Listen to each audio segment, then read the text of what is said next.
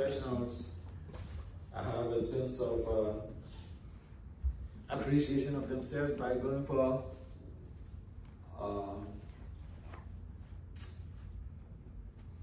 get-togethers, coming together, families, take the families out for sightseeing, to the beach, because normally the weekdays are hectic and stressful too. So, trying to be spiritual does not preclude the individual from exploring ways on how to spend their leisure time meaningfully.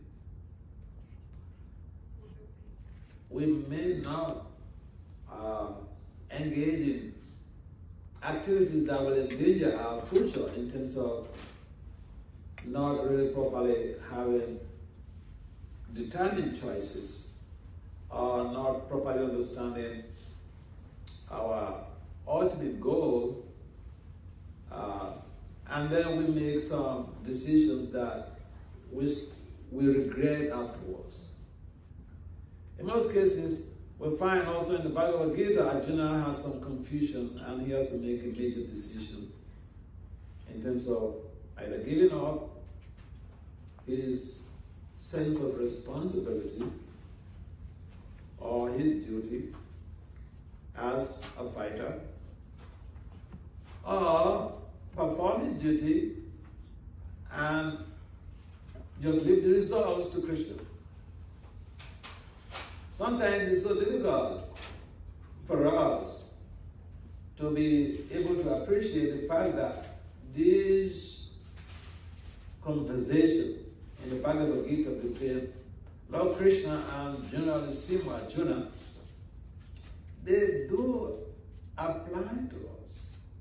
Because sometimes we are at a crossroad in terms of what decision to take. And we may have to do some consultations, and sometimes we just, on our own, we want to do the things, but we may not have the expertise in the field. And we could choose to be doing the things that we feel more comfortable in doing, but we may not be happy in the long run.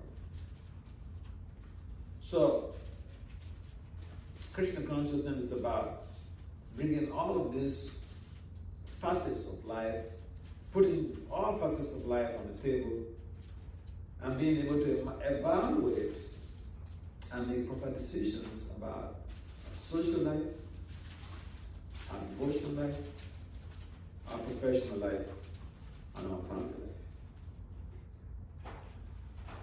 If we undermine any of these facets of our lives, we could create a dismal consequence in our lives in the future. So take an example. If we minimize the very concept of regulation, or minimize the concept of aligning with scriptural injunctions, now keep in mind that even in the court of justice, they say the justices in the Supreme Court of Justice, they refer to the law books. And therefore, we as aspiring spiritualists, aspiring devotees, it is imperative for us to understand that we have to align with the scriptures, with the injunctions of the scriptures. Therefore, Lord Krishna mentions in the Bhagavad Gita 16:23, he said, Yaha Sasvadidi Osija. The one gives up the sastric injunctions and act based on the winds of the minds and the sensory modalities. That could be this now. And therefore, we always talk about checks and balances in terms of the scriptures are there. The instructions of the sadhus, teachings of the sadhus, our guru, Prabhupada, instructions in there. And if we take all of this straight together, we can create a balanced system where we will never be cheated by anybody who is involved or who has expertise in world geography. Because in most cases, you'll find that even those who profess to be spiritualists, and I see that a lot as I travel around the world, people have huge followerships, but they don't have any scriptures to use. They don't have any scriptures. I remember we were passing through a place in India, in Delhi, and there was this huge, magnificent temple. So I asked the devotees, who owns that temple? They mentioned some group, some new age group, and they're very popular. They have, huge followership. So I asked, what scriptures do they use? The devotee inquired from, he was laughing at me. I said, please answer my question. He said they don't really use any scripture. And so I thought abroad, so if they don't use any scripture, what is the basis of their teachings? He said they just hear from their guru. Just hear from their guru. So our movement, the International Society for Krishna Consciousness, is very much focused on scriptures. We emphasize we should read the scriptures. We should read Bhagwat books. Because one of the cheating industries in the world is religion. One of the major cheating industries in the world is religion.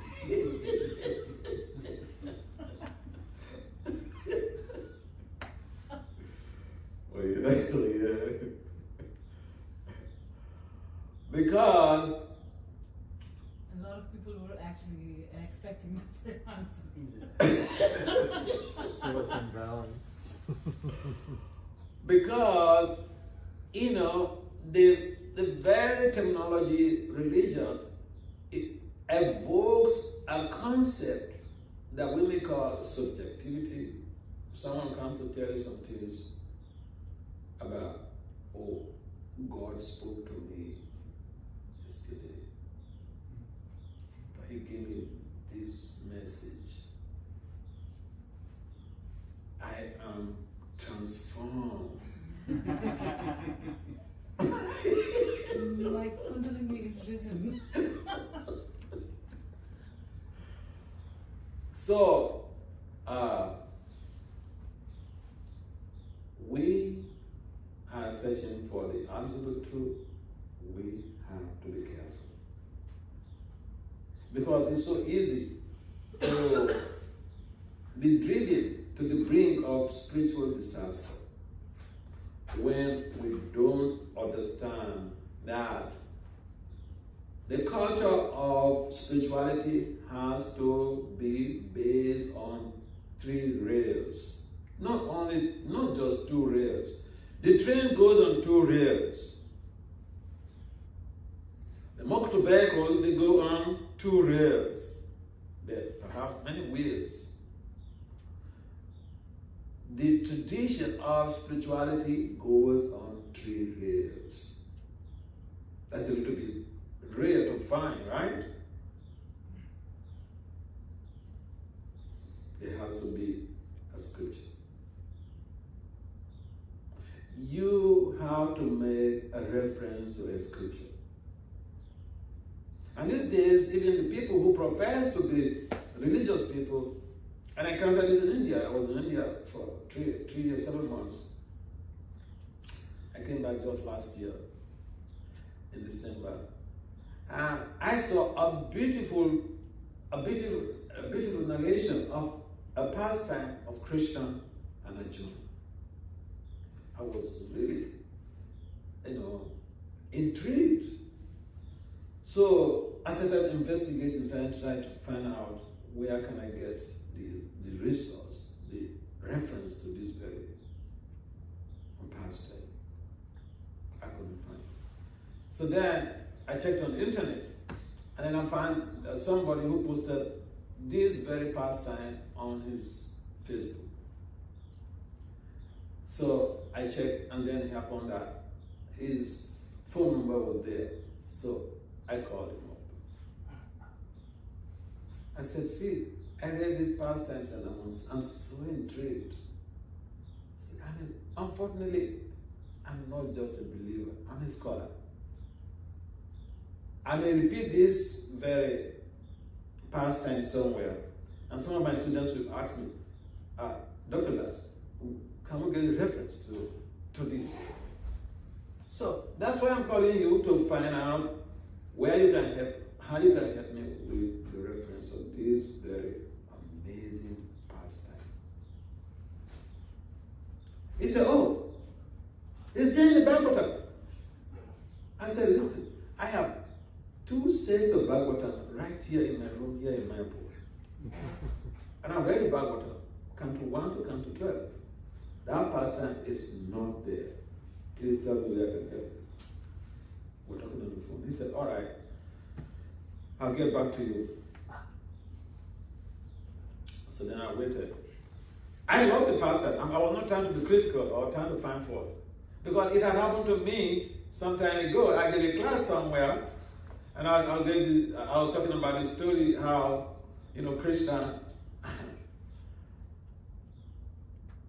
Krishna told the gopis when they have to go to meet, what's the name of this Muni who blessed all the Rani with perfection in cooking. Right? Yeah, Durvasa Muni. Durvasa was on the other side of the Jamuna, and Krishna instructed that Radha should go get some blessings from Durvasa Muni. And so they asked him that. The gopis asked that, see, Durvasa is on the other side of the Jamuna. How are we going to get there? And so, Krishna said, oh, when you go to the bank of the Jamuna, just chant this mantra. And what is the mantra? Krishna is a brahmachari.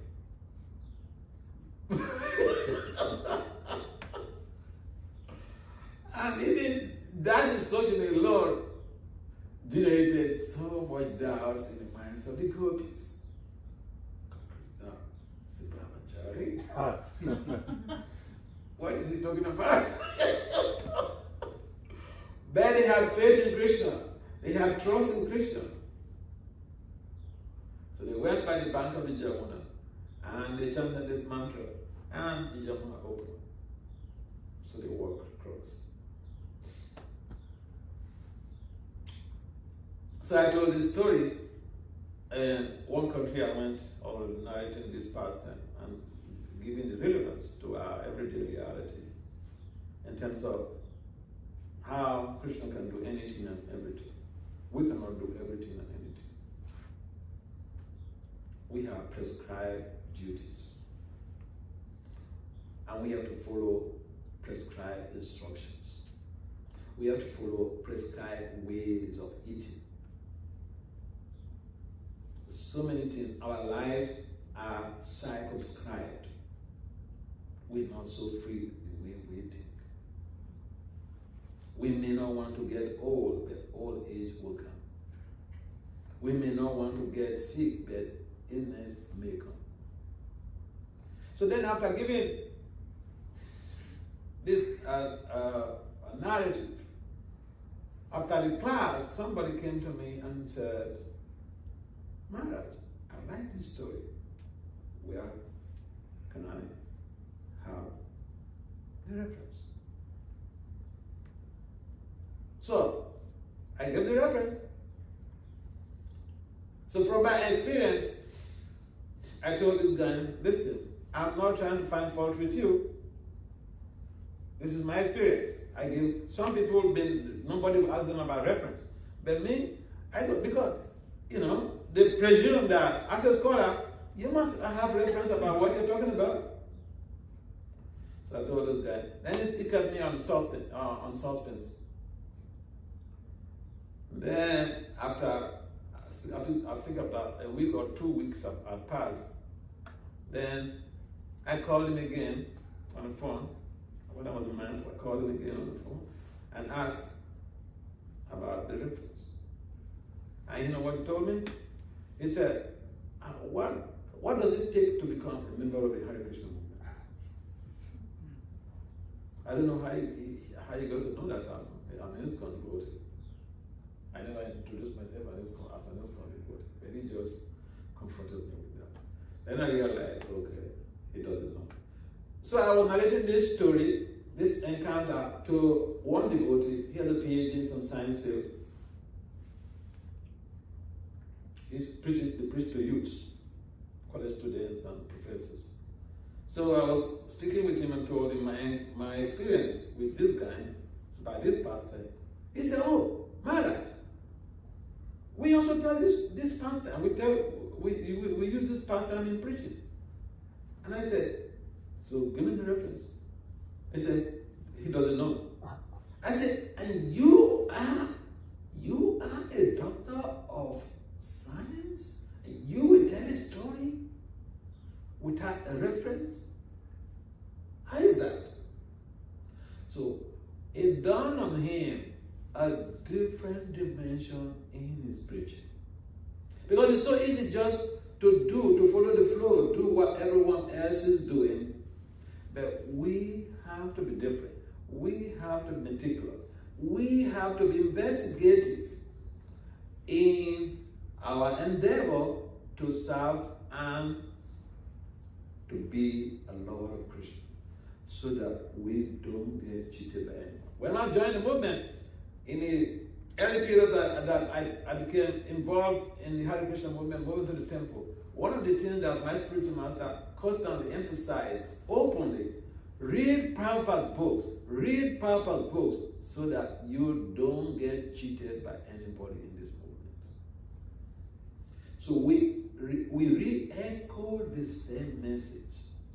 And each place that I've been to, I've been emphasizing this point of not just coming to the mandir, not just coming for the Sangha, but also on our own, we should schedule some time. Even if it's 15 minutes a day, we should read, because that will give us in-depth information about what we are pursuing.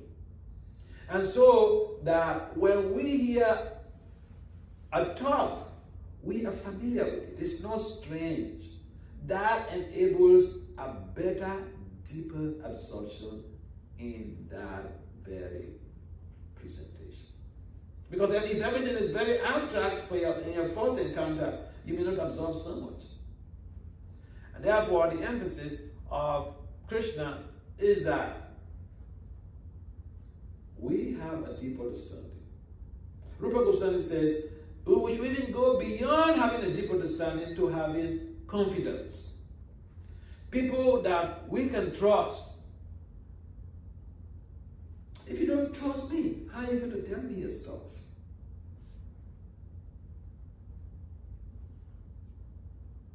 Rupa Goswami mentioned about we developing a mindset where we should be able to have somebody in our lives to divulge what is disturbing us, what is plaguing our lives, our devotional life, our professional life, whatever, our social life. We have to have somebody in our life. A spiritualist does not mean that we are isolated and we live on our own walls.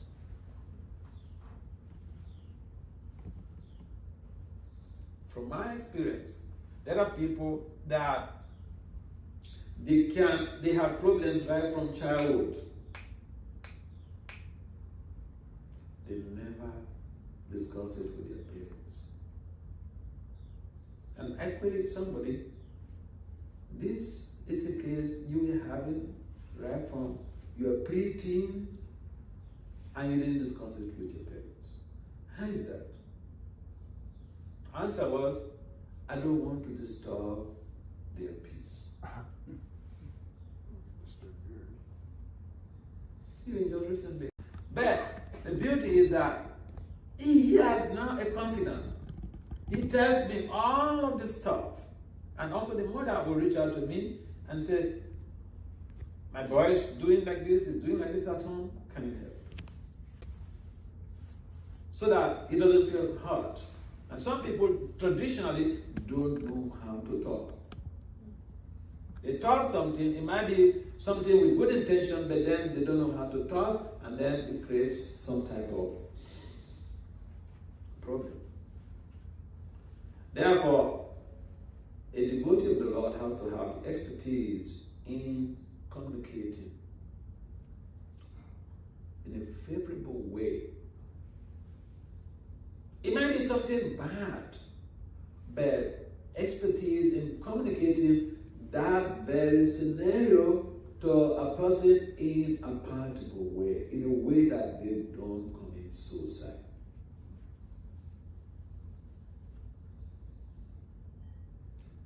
See, Lord Krishna sometimes is perceived as too harsh. Lord Krishna, yeah, we read the Bhagwat Gita, you sit down. Yeah, he was really harsh sometimes. But he was harsh on his devotee, on Arjuna. He told him, you're a fool. You talk, you speak high fountain. You bet, look at your behavior. You seem to be like highly intelligent person in Chakra. But look at what you have, look at your emotions. So low. You're so dull-witted. And so now we tend to act as if we're Christian. We insult our children. We insult our spouses. It doesn't really show that we are exhibiting boldness. We are simply being emotionally abusive. So a devotee, there are distinct features that people expect from us. There are distinct behavioral patterns, the distinct modus operandi, modus vivendi that people around us expect from us. Otherwise, how will those so-called unbelievers become believers? They see our behavior and they want to emulate our good ways of life, the ways we talk. A devotee should be someone who engenders trust in the relationship with the other person. If we don't trust Krishna, how are we going to surrender to Krishna? So if we don't trust, if someone does not trust us, how are they going to gravitate towards devotional service? And therefore it's so important that we show some sense of competence. I mean, doing things effectively and efficiently. But that's not enough. We can be very expert in doing things, but that shouldn't be the only yardstick. People also expect that we have to go with. We think good of them. I remember, somebody approached me, a young man approached me, he just about to finish his undergraduate studies. He approached me and said he wants me to lead his school. I said, why?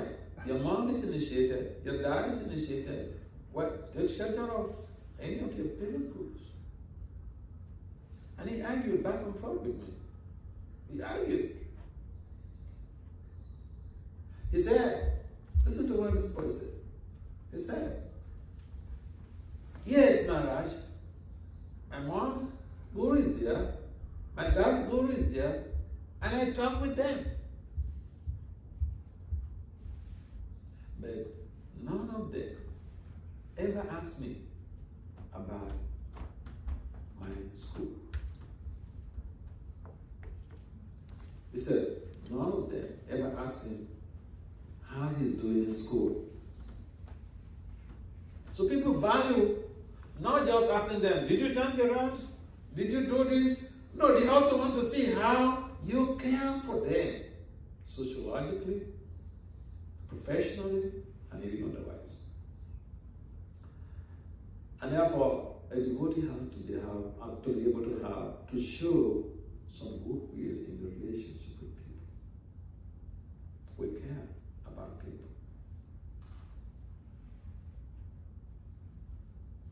Because that is one of the symptoms of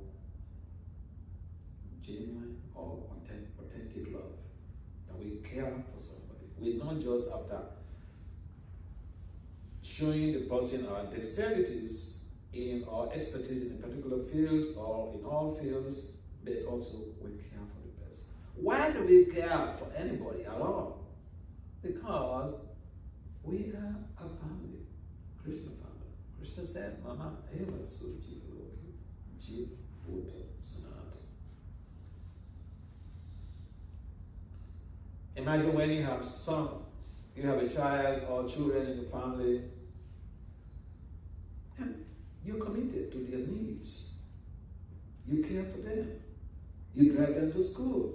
You go pick them up from school. You hang out with them. You spend quality time with your children. That is when you are a real parent to that child. I remember in Delhi, I went to see one of my friends, doctor, and as I was waiting, the daughter at the time was 10 years old. She sneaked out from her room. The father was not there. The mom was in the kitchen making preparation for us to eat. And then she came to meet me, and she was complaining about the father. She said, Maharaj, your friend. I said, what happened? She said, your friend is not giving me time. Her father had a big hospital. He's a medical doctor. He said the father is not giving her time. Father is not playing with her.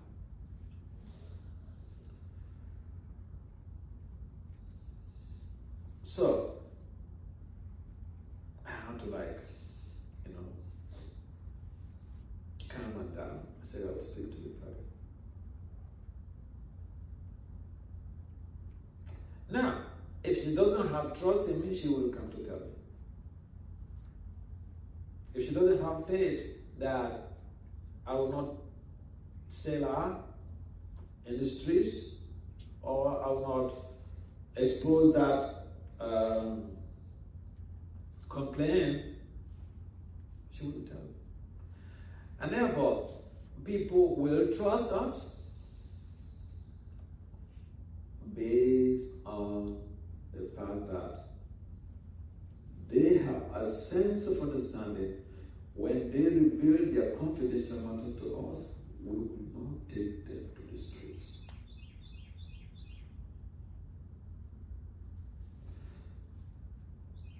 As a family, we are a spiritual family. And therefore, we should learn to be supportive of each other. The support system is so important because at some point in time, somebody may feel weak in their devotional prosecution, in their devotional service. And someone that cares for you should be able to prompt, motivate you, bring you up, instead of just finding fault with you.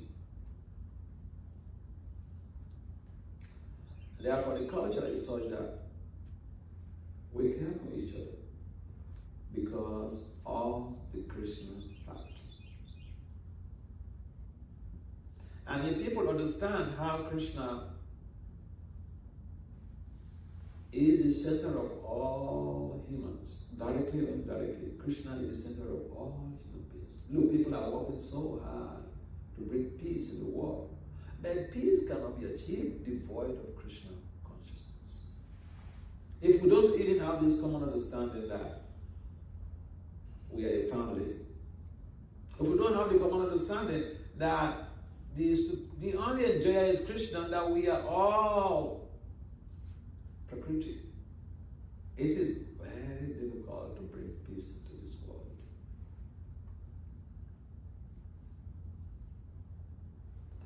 And therefore, we're trying to be devotees. There are so many things that we can help the world around us, the communities around us, the people around us, to become better human beings, to live a better society, better community, by dint of our own exemplary lives. In most cases, in America, there is this common slogan: walk your dog. Walk on your dog. That is a big thing in trust management. If you don't walk your dog, someone who is in a relationship with you, whether your spouse, your husband, your wife, your child, they will hardly trust you.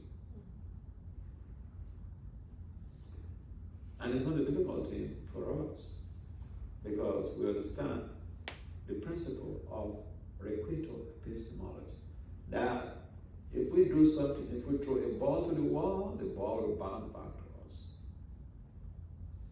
If it is a ball that enhances greater insight and love, that we will imbibe. And therefore, this common saying that we really don't serve anyone, whatever we do, we actually do it to ourselves. It holds sway. It's so true. We do something to somebody, whether we spend money on the person or give them some gifts, or we do something good to somebody, we're not really doing anyone good. We are really helping ourselves. Because we throw the ball to the wall, and that ball bounces back to us. We get feedback. And therefore, it is difficult. I mean, it is not difficult for devotees to be appreciative of what people do and to help people, because they know they are not doing anything outside of Krishna consciousness. Everyone is part and parcel of Krishna. So if we help somebody, we are actually doing some service to the Supreme Personality of Godhead. And not to speak of serving the Lord directly in devotional service. That expedites our process of extrication from the shackles of samsara. We may say, well, I'm fine here. I mean, like little kids I was mentioning yesterday, you may tell a little child that, oh, chant Hare Krishna so that you can get help from this material world. There's a lot of suffering here. Boy, there's a lot of suffering here. And he tells you, Dad, I'm not suffering, I'm fine here. Yeah, because they're getting 3 square meals every day, and every day you come back from work, you're bringing stuff to him or to her. Why would you tell him he's suffering for what? He has a big room to himself or to herself. So how would you tell him he's suffering? He's suffering, And so, bottom line is that we need to develop very good relationships in our communities. If we profess to love Krishna, first it has to begin with the parts and parcels of Krishna. If we are trying to change the world, first we have to see how our inner circles favorably disposed to our modus operandi and modus vivendi. I think I mentioned this, I don't know whether it was yesterday. There was this young man who approached me in Delhi, and he wanted me to give him some advice about how to create a deep loving relationship in his family. So I gave him the formula, but he said he cannot execute, he cannot do that because he will be at a disadvantage. And what was the formula? I said, when you go back home to Pune, he's from Pune. So when you get back home to Pune, when your wife is happy, you are happy, sit her down and ask her, what are the things you're doing in this family that she thinks you should, change for better? And he said, Mara, if I ask my wife this, she'll bring the whole long list.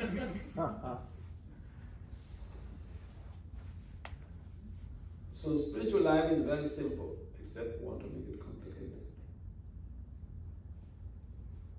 We're not perfect. We make mistakes. That is one of the defaults of the human condition. The spirit soul is entangled within this body. It's covered up by different layers of illusory energy, 8 layers of different high-power illusory energy. So to break out is a big problem. To think clearly is a big problem. And what helps us to be able to be different in a positive way is the practice of part. As soon as we become spiritually, devotionally bankrupt, we are heading for a Waterloo.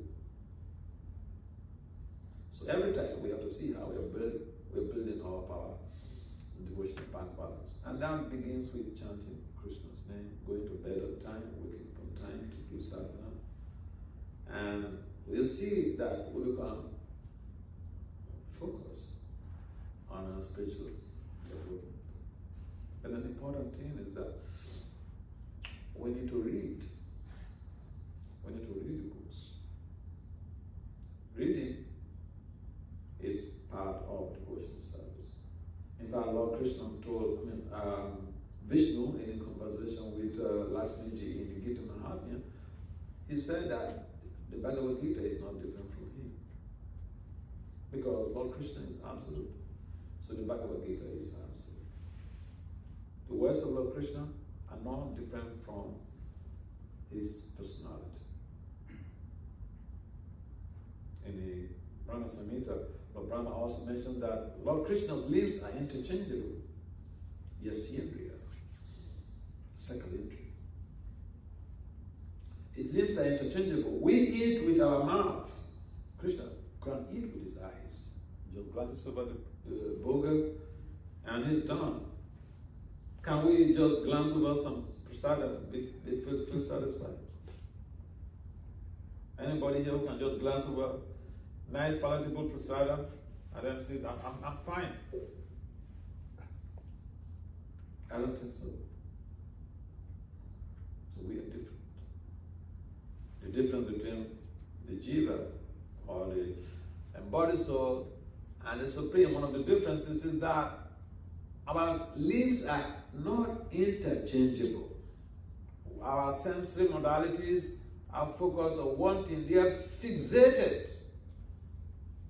The eye is for sight. You can't use the eye for something else. You can't use the eye for, to do the work of the olfactory organs. The eye is for sight. The mouth is for talking and for eating. You can't use the mouth for seeing.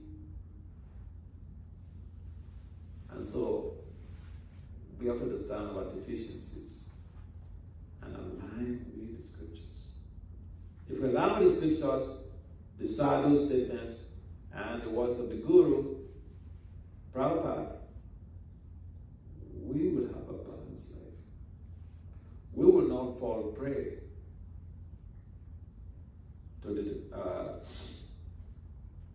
to to the imperfections of the illusory senses. Otherwise, our decision-making process is so complicated. Our senses tell us one thing and the reality is different. Our mind tells us one thing and the reality is different. And sometimes we even reject the scriptures and we think we are transcendental. Yeah. We think we're transcendental. I know, see, I saw like eight couples wedded in a particular, in a specific one festival. And after 10 years along the line, only 2 marriages are sustained. And you know why? In the early times, we say we are transcendental. We are transcendental to compatibility charts. We are devotees. We are above all these rules. These are meant for non-devotees. No, Vyasadeva did not stipulate that it is. Some part of the scriptures are meant for non-devotees, and some parts are meant for devotees. They are meant for all of us. And so it's important. We want to build trust in our relationships. Yes, we should do the right thing at the right time.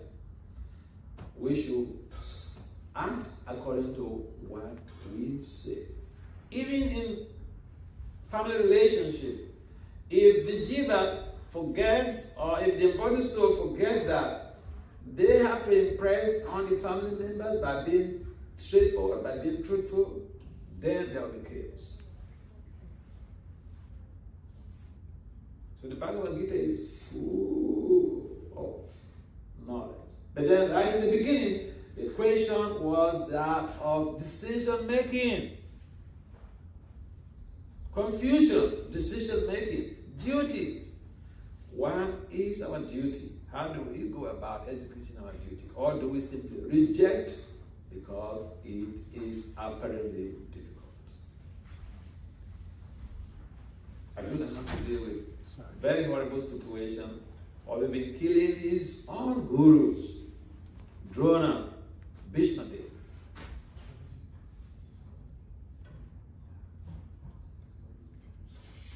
And so, we have to be focused on the goal, aligned with the scriptures. Yaha Sansvadine Osje. Kapati Kamakarata. People reject the scriptures. They don't want to allow the scriptures because of what? Whimsiness. And so it is important for us to have a sense of belonging, but not be confused. It is important for us to become focused, and so we don't get derailed. And we can become focused by implementing the Guru, Sadhu, and Sastra in everyday reality.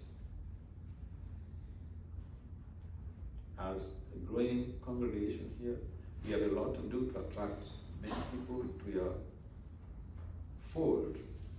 When people come, they want to see how we walk our talk.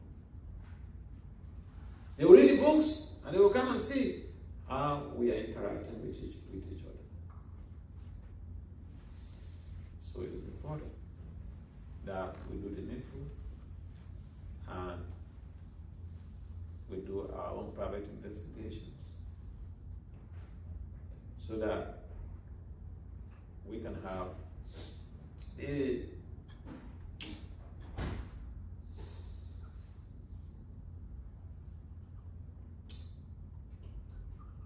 deep understanding of what we are following. Otherwise,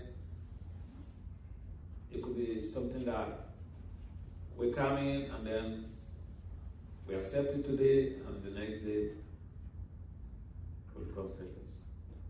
Investigations. Read proper books. Please, read proper books. The home I was staying in New York before I came to Columbus, I was shocked. This guy, he told me they come to where he was. I was really surprised because he's somewhat a professional, be busy going to work every day. His children are grown up now. 2 kids are grown up. They're married. And now he's investing so much of his time in reading. Reading to his wife, reading to his mother. And I was so impressed.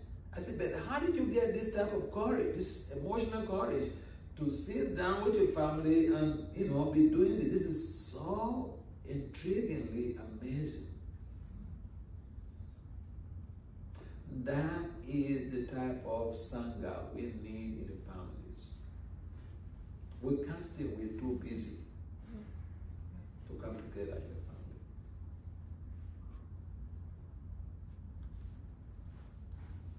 Because family life matters. Any comments or questions? As you're going through the discourse and telling different situations, different family members were coming to mind, my situation was coming to mind, my son's situation was coming to mind.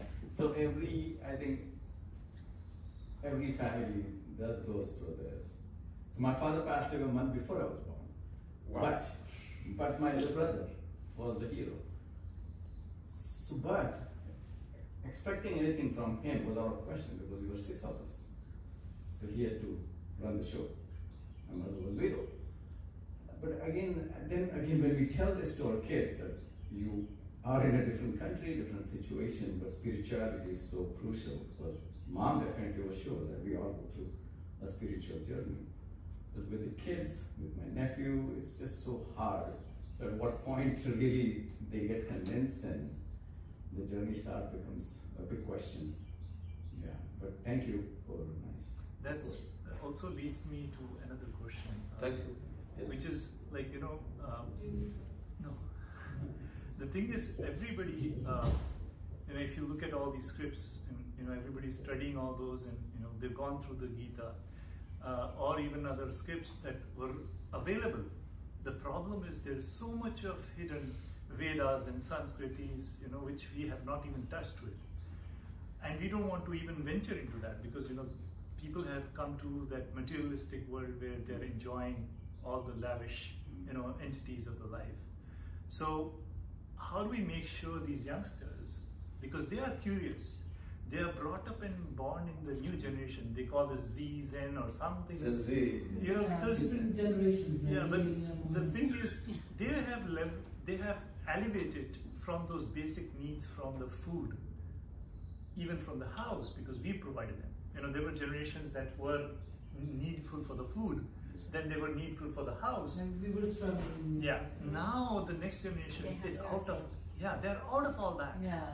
So my question is the problem? Yes, the scripts have the basic knowledge of a human race, but because of the curiosity of the youngsters and the new brains, the language or the scripts that we are referring them to is maybe outdated. Mm. So should we kind of come closer or go inner to more scripts that are not provided? For example, my father recently passed out, a month ago, 2 months ago, and I for the first time heard about Garud Veda.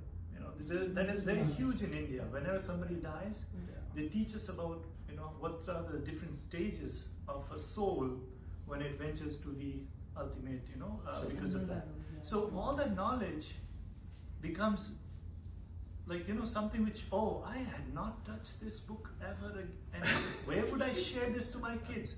And I am the path to that knowledge to those kids, as you had, right? Absolutely. So aren't we kind of not providing the more and more hidden secrets which should have been taught? Like, for example, you're teaching yoga, but apart from yoga, there's a higher knowledge of kundalinis and all the spiritual, which is connected. There's a path that these youngsters are well adversed or provided because they had never gone through struggle. They had never gone through that crave. They have not even had There's that. a lot of things going on. Yeah, difficulties. So aren't we kind of letting the spiritual world go lesser because we've not given them the knowledge which is very, very hard to get? You know, it's There are like, a lot of things like they are learning from the outer so world. Yeah. so why can't we just find more of those topics and give them to be connected with the spiritual Sure. world? Okay. Thank you very much. I appreciate your input, and I appreciate also your input. Yeah, this is a concern not only for you, a concern for the Gen Z, a concern for the millennial. Yes. Because a number of people who are of the silent generation, they're exposed to these Asian teachings. But then the millennial, the Gen Z, and the later generations. Gen Alpha. Alpha. Yeah. So a number of these people, I'll give you an example. I listen to what you say. And I'll give you an example. I have a mentee in India. She's now practicing ophthalmologist. So when she was finalizing from medical school, we were looking for a husband for her. And then I just teased her. I said, but any boy that you encounter for the marriage, are you thinking of checking the compatibility? She said, what is compatibility? She's a medical doctor, but she's just in her early 30s. Okay? So yeah, what you said is correct. The number of people, even for the sustainability of their social lives, it is important that they get exposed to this. So I remember recently I was at MIT for a presentation. And after the presentation, one of the attendees, she's a Caucasian graduate student, and she said, during the question and answer, she raised a concern, and her comment was, why is this not being taught in the universities? Why is this not being taught? Why is it not in the curriculum? Right. It's there in Germany now. They've started. They have Sanskrit, they have whole Gita in So gradually the things are coming up. Yes. Even in America here, somebody I met, he was the president of the North Carolina Political Science Association. I went for their conference 2006. My proposal was accepted. What traditionally happens in the academic conference is that you send your abstract or your proposal, and then a team of professors will have to review it and then vet it or reject it. So then my proposal passed their litmus test. It was accepted for presentation. But I wrote back to them to say that I'm sorry, I'm not going to be able to come to the conference. I'm a priest. I don't have the money to come and pay for your big charges in the hotels. I don't have the money to come to pay for the registration. So I'm sorry, I will not be able to come for this conference. And then the president wrote back to me. He said, come. I'll pay for registration. I'll pay for your lodging. Come. So but then when I went there, I was going from Washington D.C. to North Carolina. I went by through these luxury buses, and he sent one young professor, one young PhD, at the park there to pick me up. We went straight to his house, and what was he telling me? He said when he was doing his undergraduate studies, a devotee came to their class to give a presentation. That was a long time ago, but it still had impression on him. So, my point is, the program that we are having for youth in the colleges and universities, in the Maryland area, the devotees have expanded so much that now they have festivals of India on campus. really huge. They started with all these Bhakti Yoga clubs and universities, and now they're having festivals of India on campus where they teach people vegetarian cooking, vegetarian eating, Vedic philosophy, and these are fundamentally going on in America right now. In MIT and Harvard, also I was there. I was also at Harvard University in Boston. And they have all of these clubs all over the place. So yeah, a number of people, a number of young people that are becoming exposed to these teachings through the implantations of the very clubs in the different universities. And so yes, for some people, for some youths, they are not exposed yet, and we have to expedite our actions in establishing Bhakti Yoga clubs in the universities. Once we are doing this, a number of these young people can be exposed to these Vedic teachings. And you see, if even one young person becomes transformed, they have a lot of friends.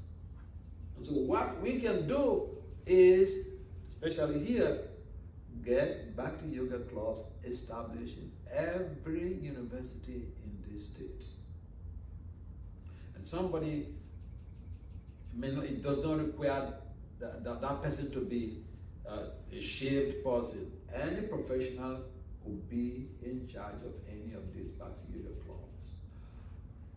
I remember the case, I had one young lady who finished her master's in IT, and I got her to establish Bhakti Yoga clubs in Michigan when she was still schooling. In the earlier time, in the beginning, she was very hesitant, saying, oh, mothers, I don't know how to preach and all this and blah, blah, blah. But then when she got into it, she would give it up. She got transferred to another city, and then, she went to the nearby university again to establish a Bhakti Yoga club. So we have to do something. Yeah, so another question And I is, want to say also something.